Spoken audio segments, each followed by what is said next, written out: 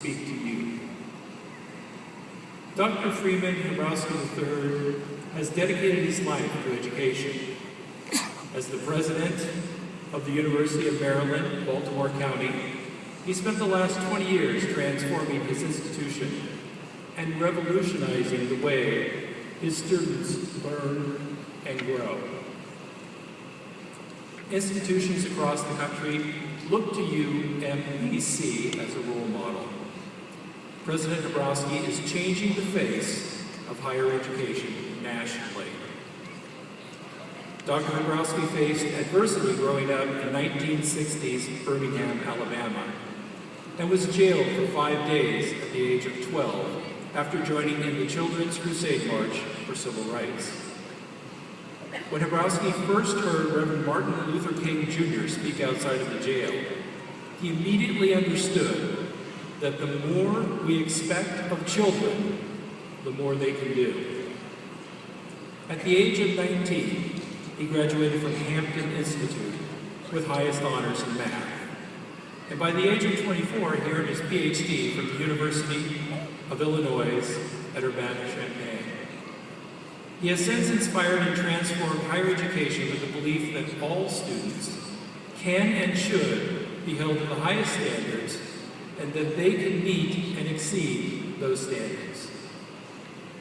Ladies and gentlemen, put your hands together to welcome Dr. Freeman Hrabowski III as the class of 2012.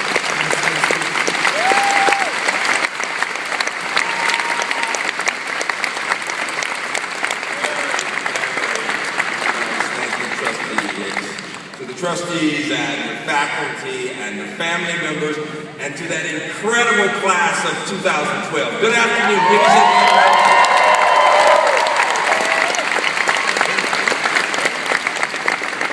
William Carlos Williams once said that it's difficult to find news in poetry, and yet men die miserably every day because of what's found there. And so I begin by paraphrasing Maya Angelou as she spoke at a presidential installation 30 years ago. Lift up your eyes upon this day breaking for you. Give birth again to the dream. Women, children, men, take it, this dream, into the palms of your hands. Mold it into the image of your most private need. Sculpt it into the shape of your most public self. Here on the pulse of this new day, you may have the grace to look up and out and into your sister's eyes and into your brother's face and say simply, very simply, with hope, good afternoon. So one more time, good afternoon to the class of 2012. Give yourselves another round of applause. You can never applaud yourselves enough.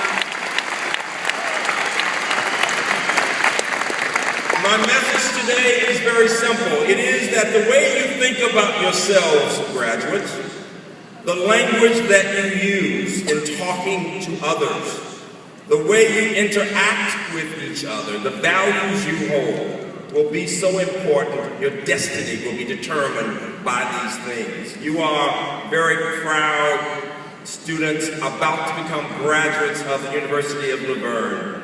I am here today because when I met your president among 60 other presidents a year ago, it was very clear when we were there in Harvard that she was destined to be one of the stars in higher education. Give your president a big round of applause.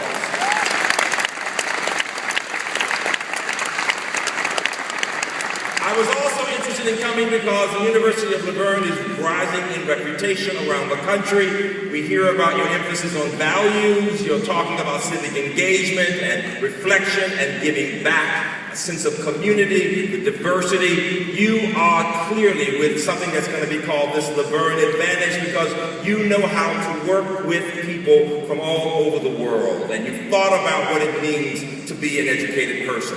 Here is my first point. I want you to savor this moment.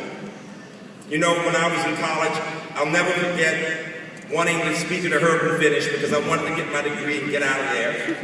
I had just proposed to my girlfriend and she had said yes, and I wanted to Herbert marry her before she changed her mind. I was getting ready to go to grad school, and I was so scared because I didn't know how I'd do the next place, the big place. Well, I've been married 40 years, so give my wife a big hand for that. I thank her and I thank my God for my wife, because I have come to understand the person we connect ourselves to defines us in many ways. We are who we are because of family and our partners and our spouses, and amazingly, you have wonderful faculty all here, like your village, your faculty and your family. Give them all a big round of applause.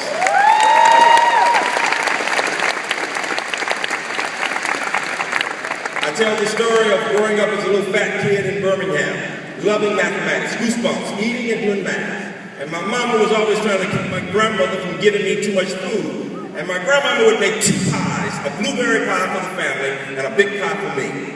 And it would have a card there saying, for Freeman only.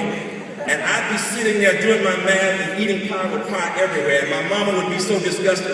And my grandma would say, that's okay, baby, you just eat your pie and enjoy yourself. And I could taste that pie and it was so good, but it was the love I felt from my grandmama that made such a difference. I can still, 40 years later, taste that pie. Now that's what I call savoring the moment. I want you right now. It doesn't get any better than right now.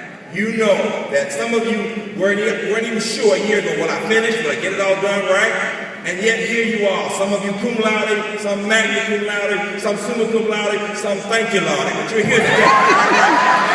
You made it. You made it.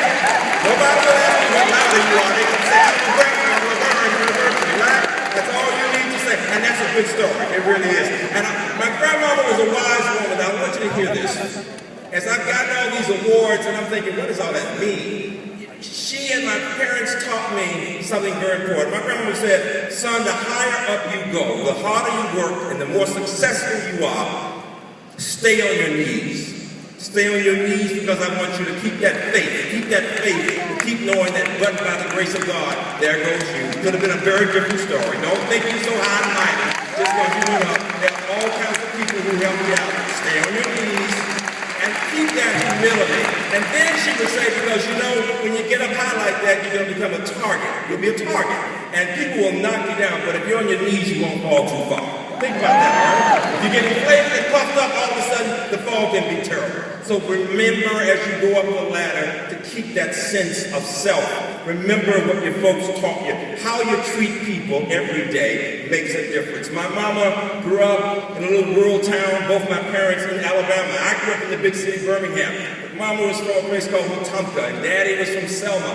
And Daddy would always say, boy, you're so lucky that you got somebody to take you to school every day. When I was growing up, he would say, I had to walk 5 miles to school every day. I got so tired of my daddy telling me that story. I finally said, Dad, that's why your feet so big. To which he responded, boy, don't you get smart with me, right? But my mama told a story that embarrassed me, and yet I tell it as often as I can. To CEOs, I tell it around the world. She said, beginning at age 12, she had a choice of working in a hot cotton field or going and working in a wealthy home as a child maid. And she wanted to see how wealthy people lived. And so she went and worked as this maid. And she said the woman of the house was kind enough to say, Maggie, when you finish your work, you can go into the library and read, at a time when there was no public library for children of color. And mother said the woman would then say, just take the book home and bring it back when you finish. All of a sudden, my mother's girlfriends became very upset with her because they would say, Maggie, come on outside and play. And she would say, no, I want to keep reading my book. And then she thought to herself that there was a growing difference between her and her girlfriend. And this difference is at the heart of the challenge we face in the world right now with education. She said this, the more she read, the better a reader she became. And the more proficient a reader she became, the more she enjoyed the experience. And the more she enjoyed reading, the more reading she did. The problem with her girlfriends, she said, was that they never read enough to get into the habit of reading and therefore did not read well. And it was at that point she knew exactly what she wanted to do for the rest of her life. The work she considered more noble than any other, to become a teacher. And she became a teacher of English. And amazingly, I will tell you, she for 40 years was helping children to learn to read and study and write and then to go to college. And here's my point. She was amazing because she would go to the house in the projects of her kids and say, let your child go to college. And the parents would say, or the mother would say, or grandmother, no, she's got to get a job. No, let her go to college. And amazingly, all these young people were the first in their families to go to college. And when they went to college and made it, their younger brothers and sisters were inspired by the older kid, and then they went. And all of a sudden, all these families were able to move their families and their mamas and their grandmamas out of poverty, out of a little project, into a home. And what people realized is what my mother had always said: education makes the difference.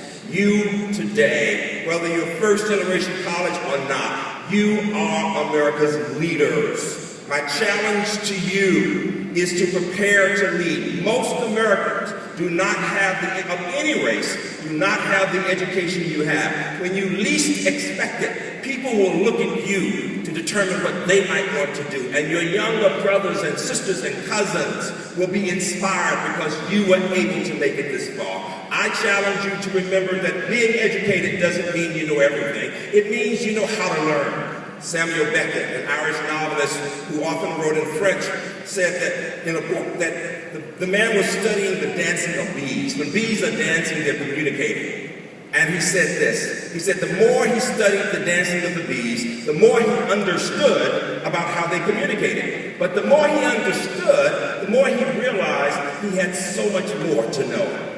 The essence of education is that you know just enough to know you've got a lot more to learn. That there's no stopping learning. Give a hand for lifelong learning that you plan to continue to grow. If you're beginning of wisdom, then you know there's so much more to do. And the other point is to keep asking questions. Robbie, a Nobel laureate out of New York, said when he was growing up, all of his friends' parents would say to them at the end of a school day, "What'd you learn in school today?" He said, "Not my mother. My Jewish mother would say, Izzy, did you ask a good question today?" And he said the practice of encouraging his curiosity made him the thinker he became. You're going into business, you're going into public management, you're going into health management. You become the face of business. You become the face of public management. Your values, your behavior, your ethics will determine how the public sees all those entities. When we talk about the business world, when we talk about government, that's people. That's people like you. And so when you go to these places, you take the Laverne advantage. You can think well, you can speak well, you can act with confidence, but you can also make sure that people are doing the right thing and are reaching out to help other people. You know, there are two types of people in the world. There are people who can suck every ounce of energy out of your body because they're so negative. You know who they are, don't you? You know it when you see them, right? And you go, oh God, here she comes again to get me depressed, right? Then there are other people who can elevate you and support you, and you're around them and you say, wow, that made me feel really good. They inspired me. You want to be that second kind. When people talk about you years from now, you want them to say, she inspired me. She pushed, you know, when I listened to them talking about Daniel and Ty, all of us were inspired by those stories because stories inspire us. My challenge to you, class of 2012, is to know your story, to tell your story, to listen to other stories, to elevate people, and to remember that you can never not lead. When you least expect it, you're leading. At the end of my mother's life, you never want to see your mother going downhill, but it was clear it was the end. And I asked her the question one sunny day, what's important to you now? My mother, a brilliant woman in English, she could quote all kinds of Shakespeare and Emily Dickinson. All of a sudden, she didn't even know who I was. I'm an only child. And all of a sudden, she looked at me with the sweetest smile and said, what's important? She said, relationships. Trying not to cry, and she said, hold on to your faith. My relationship with my God will always be important to me. Just hold on to your faith and you'll be okay. Hold on. And then she said my relationship with my husband. She forgot Daddy had died 20 years before. And then she really shocked me. She said, you know, she looked me right in my face and she said, I have a son. I thought she was telling me she'd have a kid when she was a teenager. Now that she's dying, she's about to leave me with a brother. I'm getting very upset. Like my students teeing out too much information, I'm thinking, if I haven't had a brother this one, I don't want a brother. Don't you go on down here and leave me with this. So I'm looking real mean. And she says, he's a college president. Thank God she was talking about me. I forgot to go. But then I give you the greatest gift of all. She said finally, but you know, I now understand that teachers touch eternity through their students. Teachers touch eternity through their students. You don't have to be a teacher, a business person, a public manager. All of you will have the chance to mentor other people. You will change the world when you change one person's life. And you need to understand